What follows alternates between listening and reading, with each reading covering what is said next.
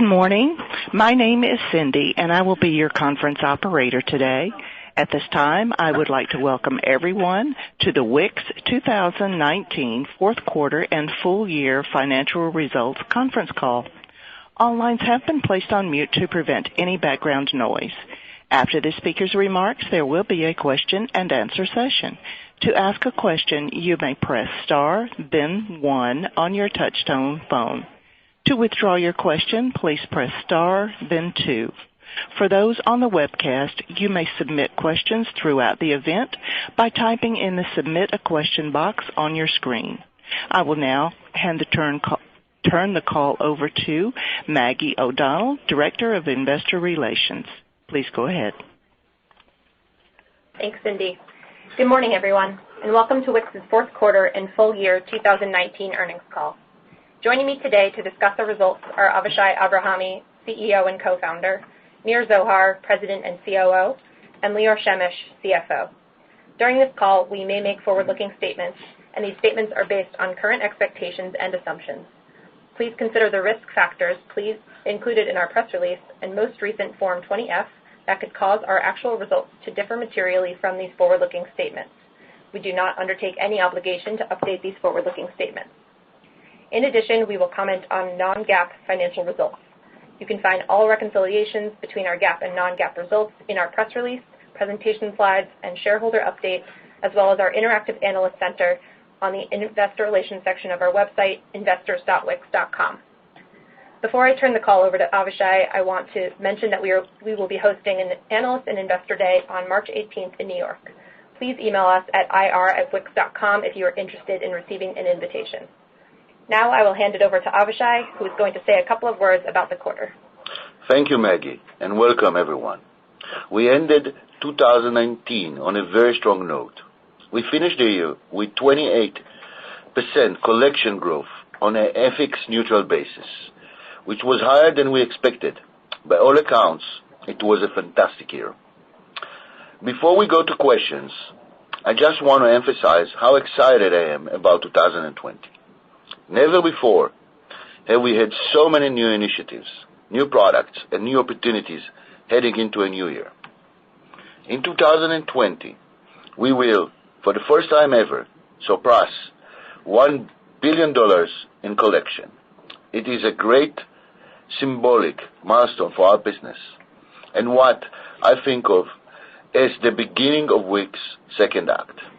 It is a symbol of how we've become so much more than a website builder. WIX today is the home of over 165 million people who not only build their website on our platform, but also manage the communication and relationship with their customers, their fans, and their users. It is a place where a full business can be run, allowing a small business the same opportunities as a big one. With the recent announcement of Editor X, a whole new market is opening to us. We see a huge opportunity in this market of larger businesses and global brands.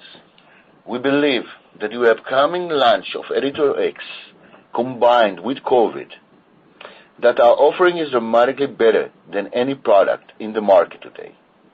We are ready. We are executing against it, and we have more to come.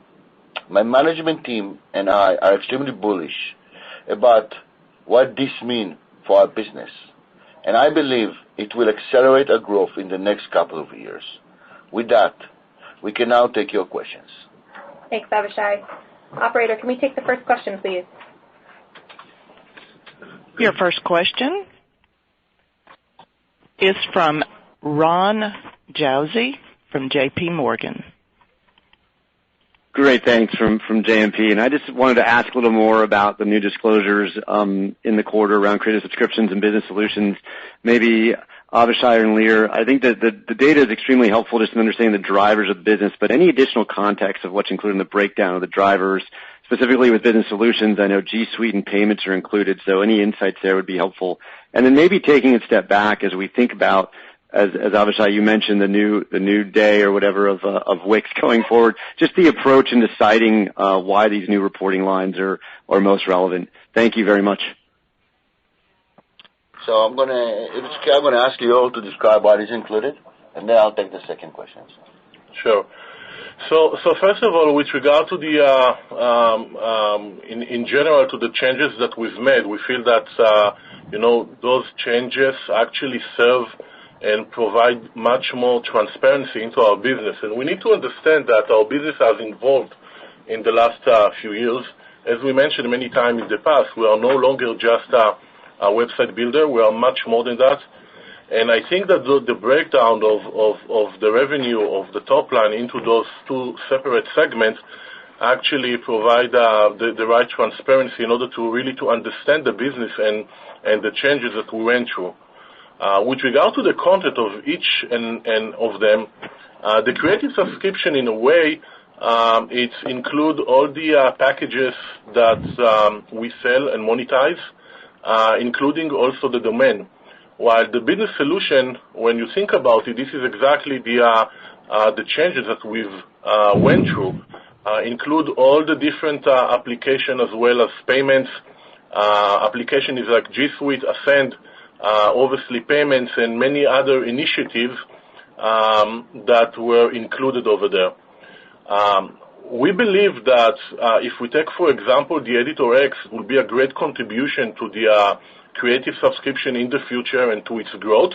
And obviously for the business solution, we see a big potential, especially coming from payments and other application and more solutions that we intend to introduce in the future.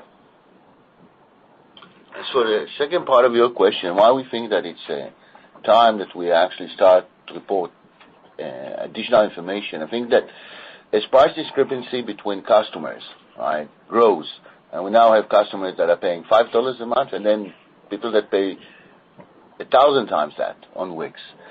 And we believe that just telling about the amount of subscription become less clear, because obviously each one of them holds dramatically different value. As a result, we think that we need to provide more transparency, and on the standard subscription-based model of the website building part, and then on the other side, on the business management growth that we also see growing very quickly. Great. Thank you very much. Thanks, Ron. Can we have the next question, please? Your next question comes from Ken Wong from Guggenheim. Please go ahead. Great. Thanks for taking my question. So this question is just regarding fiscal 20 growth.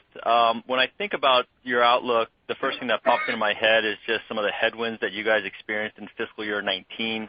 I think a lot of us were expecting maybe subs reaccelerating, customer support contributing. I think you guys had mentioned 5 points of growth, and then also seeing some traction with Corvid. I guess when thinking about your outlook, how are you feathering in some of those elements? Have some of those pieces been pushed out a little? Any color there would be great. Hi, Ken. This is Leo. Sure. So I think that let me start with the fourth quarter.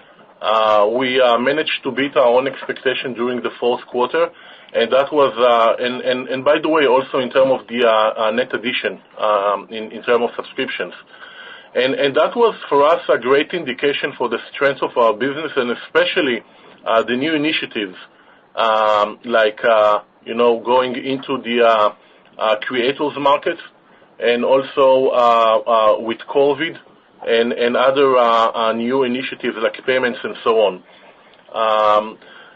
We believe that looking in the last few years, we have a really strong track record of growth, which I believe that will continue. We are entering into a new market with a huge opportunity, and we feel really, really excited about it. We actually started to see things happening, and I believe that it will generate even higher growth in the second half of the year once we will start to monetize on Editor X. Obviously, not everything is part of our guidance, because some of it is still in progress, and some of it we simply need to understand exactly what will be the model, especially when we talk about the Editor X and the monetization that's going to be in the second half of the year. a very important thing to remember, we've never had so many new products and initiatives, and we believe that those new products and initiatives are going to provide more upside for us in the near future. Great. And then maybe if we can just, I'm not sure if you guys have kind of thought this through yet, but thinking about the creative business and then the business segment, any rough sense of how we should be thinking about growth between those two buckets? So obviously what we provided the guidance is just one number. And I think I think that it's something that we didn't want to provide guidance for both of them separately, and let me try to explain why. Sometimes there is a mix between subscription to a business solution, and I believe that at this stage it makes much more sense to provide only one number. But then again, we provide you with the model and how the creative subscription is actually acting, especially together with the ARR that we provided for the first time, which going to provide you much more color and transparency about how to try to predict it. But at this point of time, we feel very comfortable in providing just one number with regard to the guidance. Great. Thanks a lot, guys. Thanks, Ken. Can we have the next question, please? Your next question comes from Yigal Arounian from Wedbush Securities. Please go ahead. Hey, good morning, guys. Maybe I'll try the guidance question a little bit more directly with agency push. And you guys are clearly excited about the agency, your professional designer market. You put a lot of the pieces together over the course of 2019. Any way to help investors understand how much that's contributing today? We're early there, but how much is it contributing? How much is it contributing to the overall guidance for the year? I understand that there's upside, if it starts to build out, but is it built into guidance at all? And then a related follow up. You put the sales team in place. Over the course of last year, I feel like Editor X was a kind of big missing piece in the go-to-market for the sales team. And so can you also help us understand how the sales team is contributing to the agency push, if that helps accelerate growth and expand the opportunity? And, did they need Editor X before they were really able to make, meaningful headway in that market? Thanks. I think that this is Avishai. I'll try the first part. So what we do see is that we have really good growth on the professional creators and agencies, and which exceeds 50% growth year over year. And we're very excited about that. It is starting to become significant numbers. As we started to see that the opportunity there is not just real, but it's something that is available for us and we can easily participate, where we started to work on Editor X because it will give us even the ability to further accelerate into that domain. One of the things we really like about this domain is that if you look at it, in terms of what are the companies who provide tools for the creators and designers on web design, it's really a bunch of old tools with companies that are rather boring. And I think that this is a time where we have really a massive opportunity. Obviously, like everything else, we provide guidance to the things that we do know that we're able to achieve and all the things that we hope we will achieve. So the portion that we are aware that we can achieve is already in the guidance. Everything else is hopefully how we're going to continue to beat guidance that we provide. Great. Thanks, Yigal. Can we have the next question, please? Your next question comes from Deepak Mathivanan from Barclays. Please go ahead. Hey, guys. Thanks for taking the questions. Two quick ones from us. So first, the advertising spend was up 14%, last year, which is steadily decelerated over the past couple of years. I know 2019 is a bit of a unique year given the pricing change and then shift towards more Salesforce.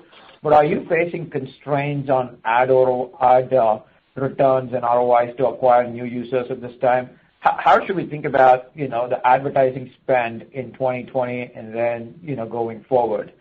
And then the second question is for Avishai. Where is payments penetration right now? Maybe talk about it in terms of, new subscribers or existing subscribers. Is the adoption curve kind of tracking as you had originally expected? How does it compare to your expectations? Thank you. Yeah. Let me start with the marketing.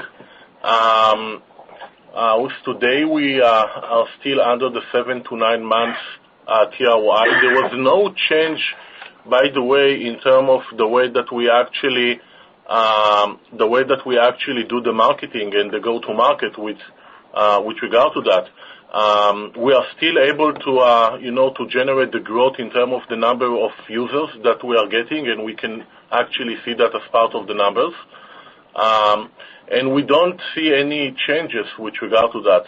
As for the agencies, obviously, we already started a process of breaking it down for our own use in order to measure it, obviously separately. But let's remember that as part of the 2 million users that we bring every month, there are many of them that are agencies, and many of them are creators.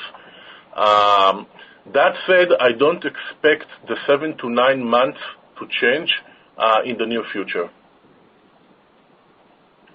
And this is Avishai in respect to regarding who's using payment today.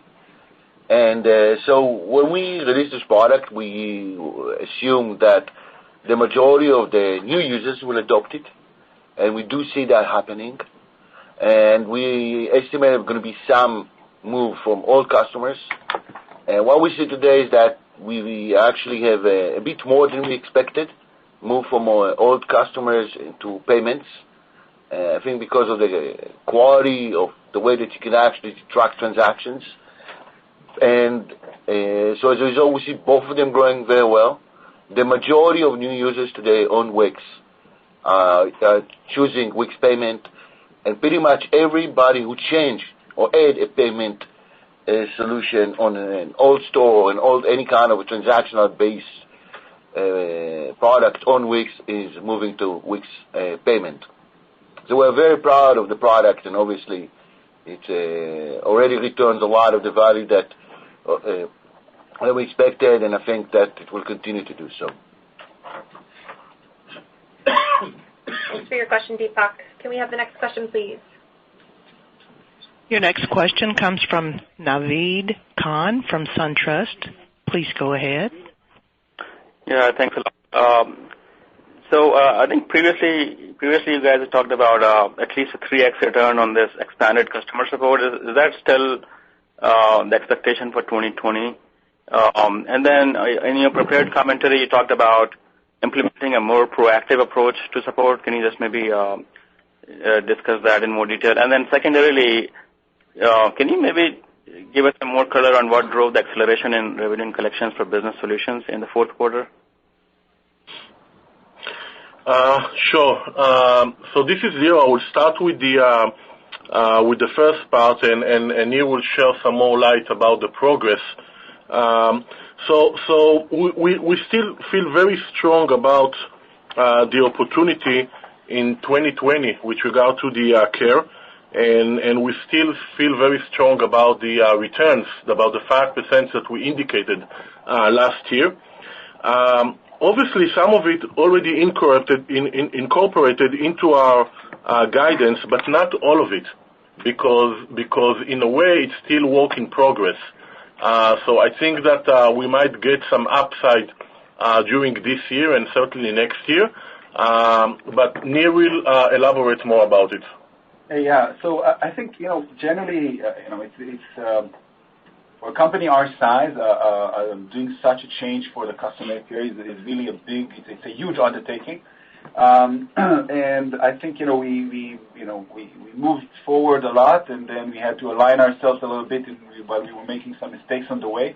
But all in all, I think that we are heading in a very positive direction. We're in a high cadence of training now all of our agents to adopt this new approach, which we really believe in.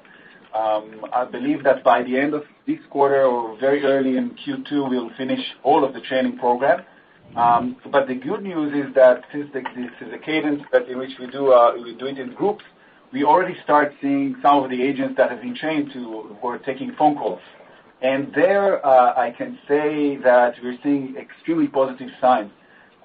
First and foremost, by just much higher satisfaction, customers that talk with those agents, significantly more satisfied than ones who are still getting people who haven't had the training.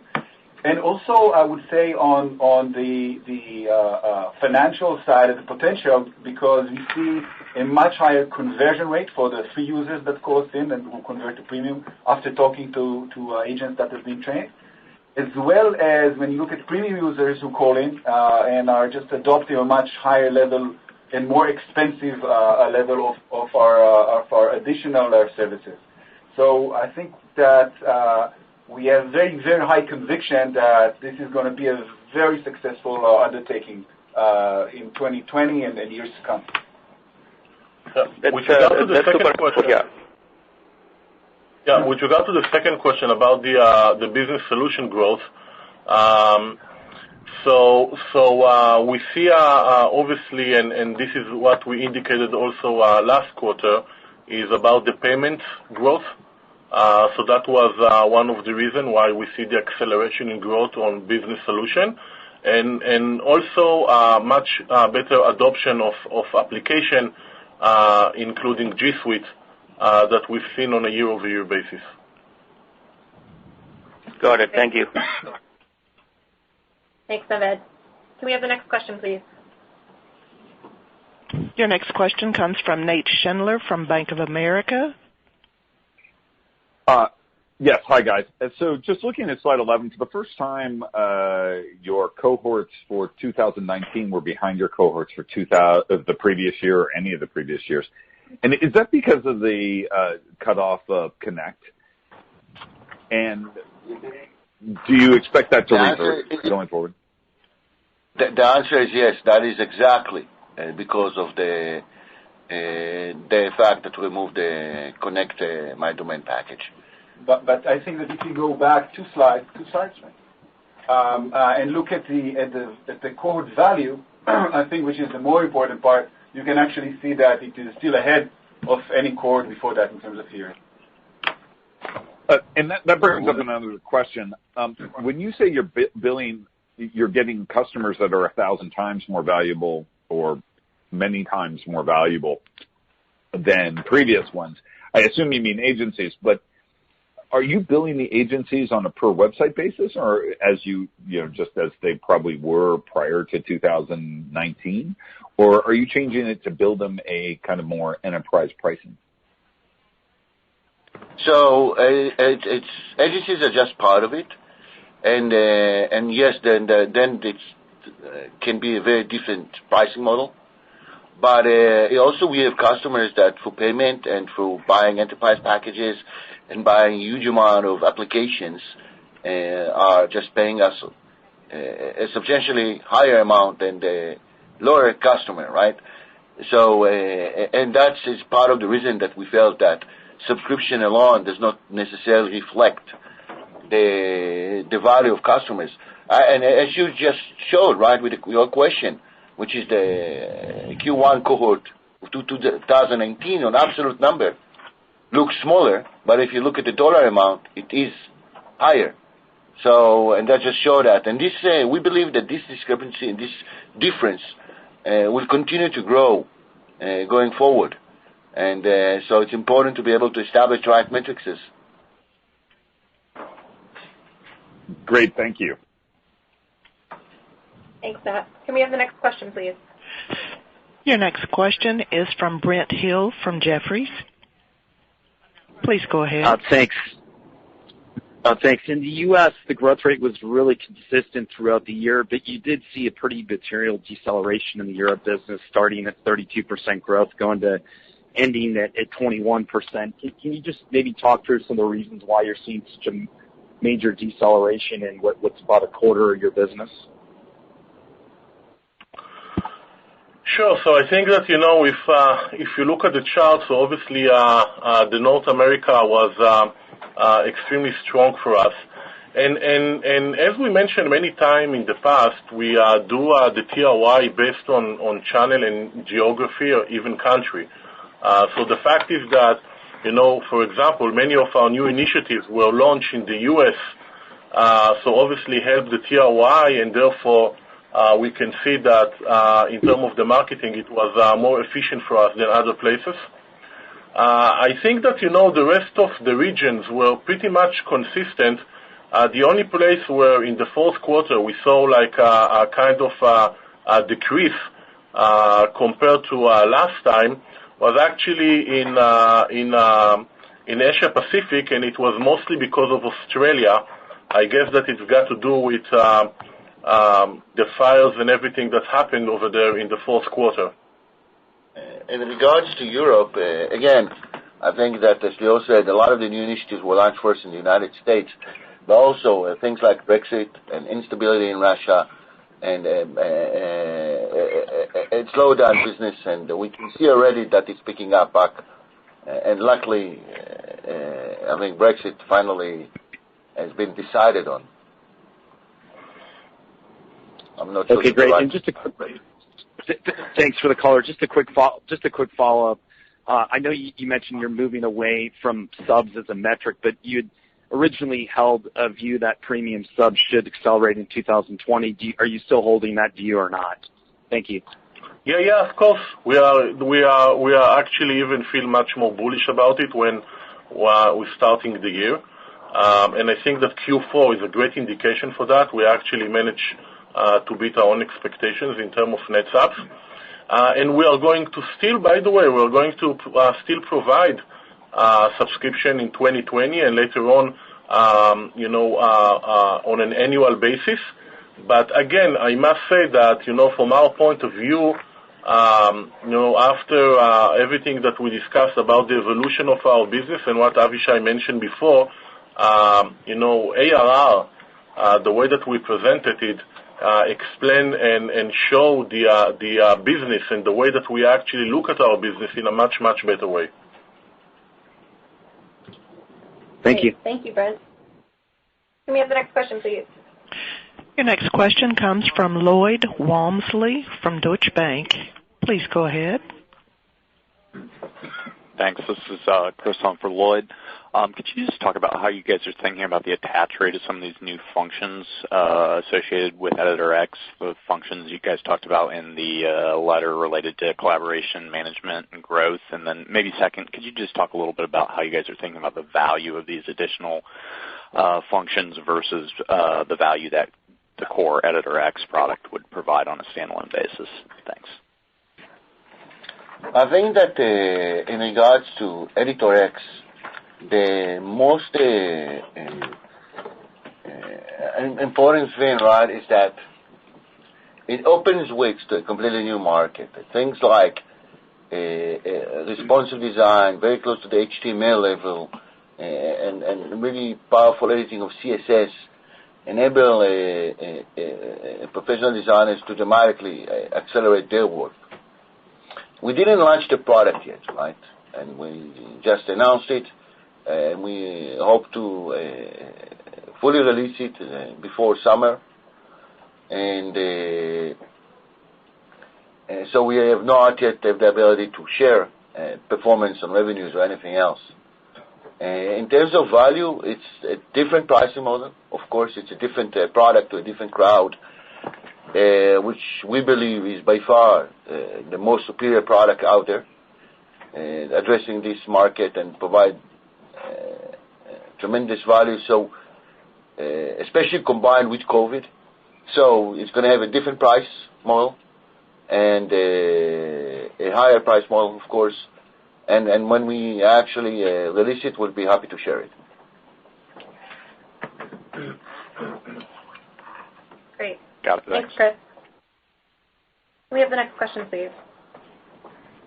Your next question comes from Jeff Helstiff from Oppenheimer.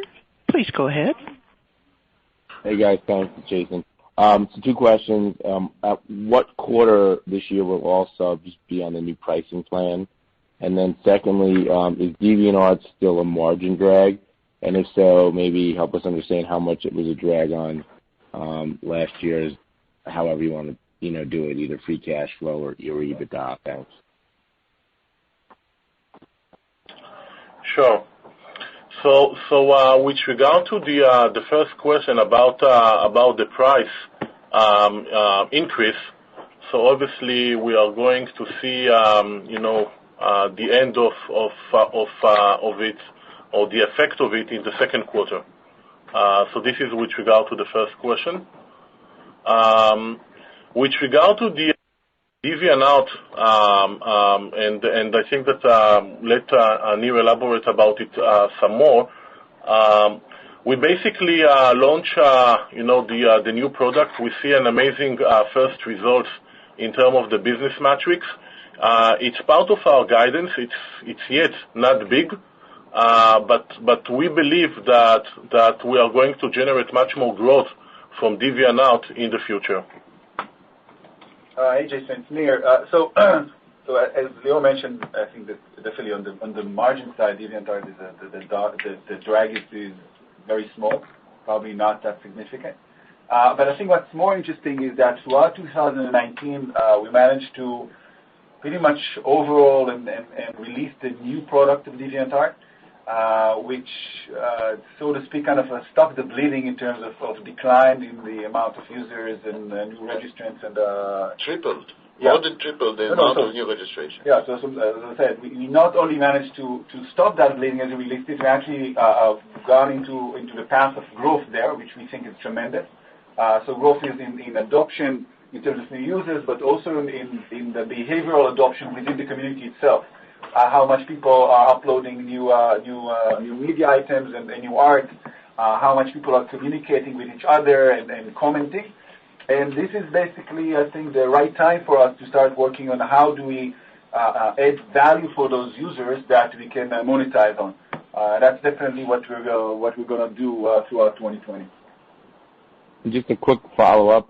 There was just accounting question. There was a non-GAAP sales and marketing 1.7 million add back.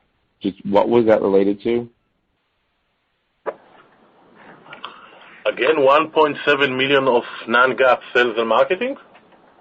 Yeah, there was in the reconciliation tables.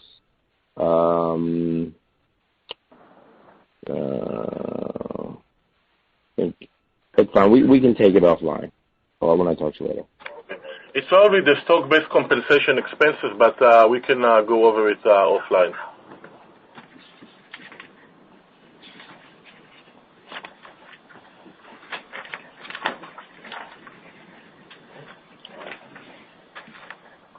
All right. Thanks. Can we have the next question, please? Your next question comes from Mark Mahaney from RBC Capital. Please go ahead.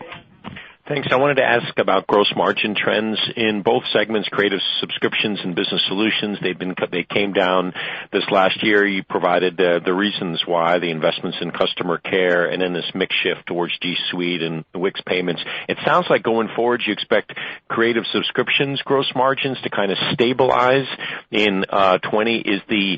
Would it then theoretically after 20 start rising again as you get scale against the customer care organization costs?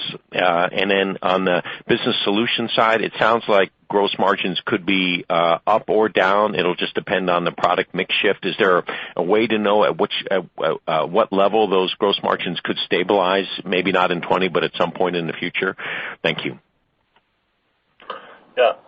So I think that you described it quite good. I think that the gross margin for the creative subscription are more or less stable. I think that the more that we actually get the benefit from the customer support, and obviously, from start to monetize on, for example, on Editor X. So I think that we might see some upside on the gross margin. With regard to the business solution, you're absolutely right. It really depends on the volume of payments, for example, and volume of new products that we are going to launch. It will be part of it. It's really hard to tell, but the most important thing that they're all adding, incremental dollars. This is the way that we're actually looking at it. Okay. Thank you, Lior. Thanks, Mark. Can we have the next question, please?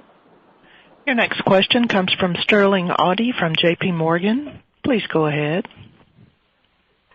Yeah, thanks. Hi, guys. I apologize if you covered this, but how do we think about how the FX impacts will, kind of unfold through the year, especially around collections?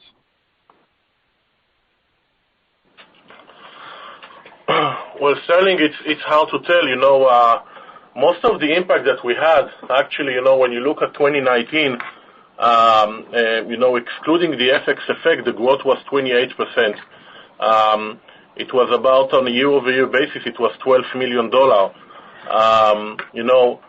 Many analysts say that, it's going to reverse in 2020, but, it's hard to tell, and certainly we cannot tell that. So I hope that we will start to see the benefit of the euro and the British pound versus the dollar, but, it's hard to tell. Okay, and then one quick follow-up, if I may.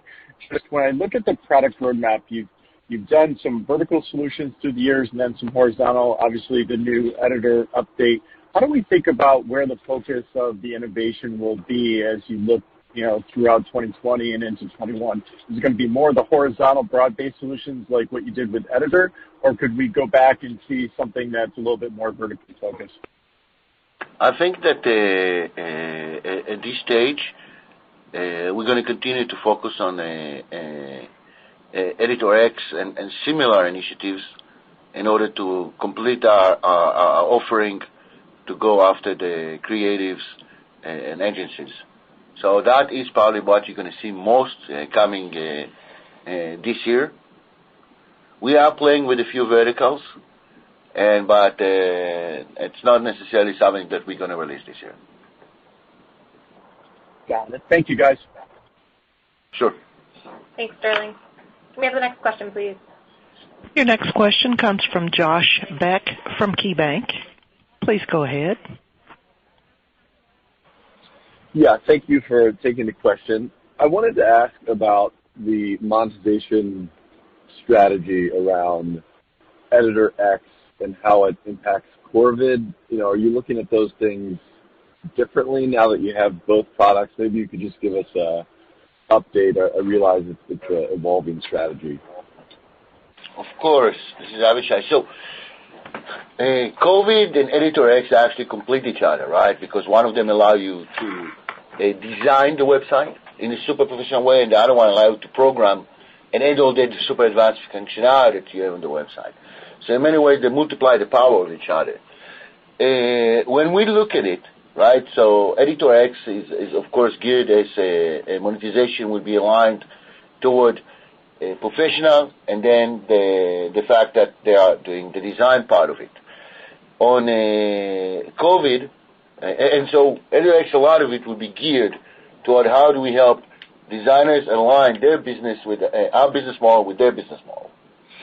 And COVID is when you go deeper, right? So if you have a large customer, right, an enterprise customer, you're going to find that COVID will have more and more tiers of payment in order to be able to scale that in the right way.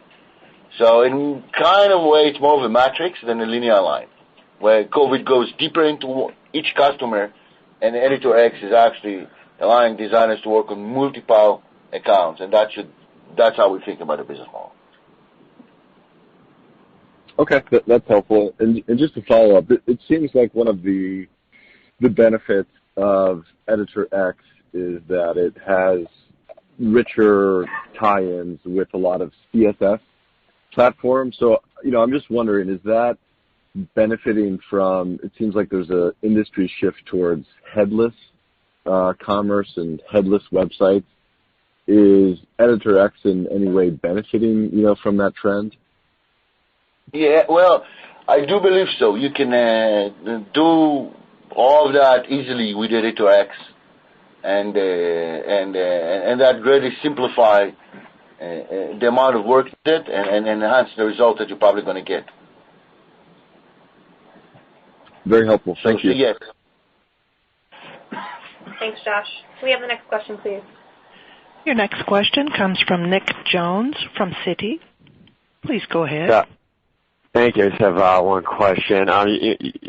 In the shareholder letter, you pointed to partners with more than 10 subs growing, I think, more than 50% year over year, which is great growth. But with Editor X and ADI and a lot of the tools you've created that kind of increase speed, can you kind of talk about the opportunity to maybe partner with higher volume professionals who are doing a lot more than 10, maybe 100 sites a month, or is that kind of out of reach today? So this is exactly what we started to do in 2019, and we hope to continue to do as successfully in 2020.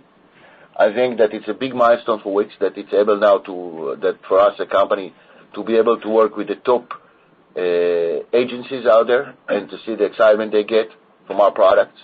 So Editor X, I believe, will continue to enhance exactly this trend. And as you said, it's already at 50%, so and it's a big numbers, so we're very excited about it. And I just want to add here, in terms of what we're going to offer in Editor X, and kind of discussed that at the launch event 2 weeks ago. Around Editor X is going to be a whole suite of functionality that is geared exactly towards those more bigger kind of professional designers and agencies. So I think that through 2020, we will definitely be able to cater for their needs even better than we did in 2019. Great, thank you. Thanks, Nick. I think we have time for just one more question. Operator, can we have the last one? Your last question comes from Matt Pfau from William Blair. Please go ahead, sir. Hey, thanks, guys, for taking my question. Just another one on the partner program. Maybe you can discuss which geographies you've seen the most success with the partner program in, and then as you look at where you're allocating your investments, are there certain geographies that are better suited for the partner program than others? Thanks. Absolutely. So it's Nir, and I think currently I would say the key geography is the United States in North America. Not solely. We do have people from across the globe as we're a global company, but definitely in terms of how we launched it and focused our first efforts, it's more we're garnering more attention in North America. Definitely in the future, and part of I think of the potential here is that we're going to expand it to other geographies, and I think that it should be extremely successful all across the globe. Great. Thanks, guys. Thanks, Matt. Operator, I think we actually might have time for one last question, if you don't mind. We have a question from Ron Josey from JMP Securities. Please go ahead. Great. Thanks for sneaking me back in, guys. I was just thinking maybe out loud as we're listening to the call and thinking about the broader landscape, and as WIX increasingly goes up market, can you just talk more broadly about the competitive landscape, both on the DIY and do-it-for-me business? I think we're seeing just newer products launched across the call it landscape, and just wanted to get your thoughts overall. Thank you. Well, of course. So I think that, as you said, we now have two kind of competitive landscapes. And the first one is the do-it-yourself. And I think that as time passes, it's become clear that the gap between us to our competitor is growing every year, and with launching new product, it's becoming always bigger. I think that the news from the recent days just emphasize again the difference between open source being hosted on a domain selling company with generic hosting, right? And the lack of security where everybody can just hack into your website and it's so hard to maintain it, compared to a fully integrated and secured platform like WIX. And so we see that, and I think a lot of that is just making it easier for us to explain the value, the tremendous value that we bring to our customers. As for if you look at the designers and professional market, there are not really too many solutions in this market, and which is, I think, what allow us to actually be so bullish about it. Most of the offerings are old offerings made by old companies, and very little that is actually exciting there, which I think give us a tremendous opportunity to innovate and continue to capture a big portion of this market. Great. Thank you, Ron. I think that's all the questions we have today. Thanks, everyone, for joining.